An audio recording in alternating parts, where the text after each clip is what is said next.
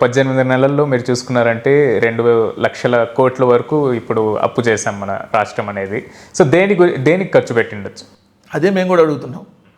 ఆ 2 లక్షల కోట్లు ఏం చేసావు చంద్రబాబు నాయుడు గారని అడుగుతున్నాం. 2 లక్షల కోట్లు అప్పులు చేసి కనీసం నువ్వు ఇక్కడ దీన్ని చూస్తే ఇక్కడ సంక్షేమ పథకాల రూపంలో ఏదైతే అమ్మఒడికి సంబంధించింది అంటూ మొట్టమొదటి ఏడాది ఎగ్గొట్టేసావు పూర్తిగా. మరి 2 లక్షల కోట్లు అది ఎందుకు చేయలేదు? మరి ఆడబిడ్డ అనేది ఒక్కళ్ళకి కూడా ఇవ్వలేదు. 2 లక్షల కోట్లు అప్పు చేసి ఏం చేసావు?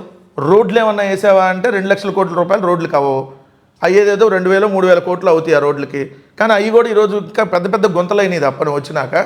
అప్పుడు జగన్మోహన్ రెడ్డి గారు అన్నప్పుడు చిన్న గుంట పడితే పెద్ద రాద్ధాంతం చేశారు. ఈ గుంట ఈరోజు పెద్ద సముద్రంలో ఇంత పెద్దదైంది. సో మరి దాన్ని పూడ్చినటువంటి లేవు. ఏం చేస్తున్నారని అంటే విహారయాత్రలు, విందు భోజనాలు, రామోజీరావు చచ్చిపోతే ఆయనకు సభ పెట్టి దానికి 10-15 కోట్లు ఖర్చు. సో వీళ్ళు లెగితే హెలికాప్టరు, పడుకుంటే విమానంలాగా ఉంది. విమానము, హెలికాప్టరు ఈ రెండింటిని కామన్గా వాడుతున్నారు.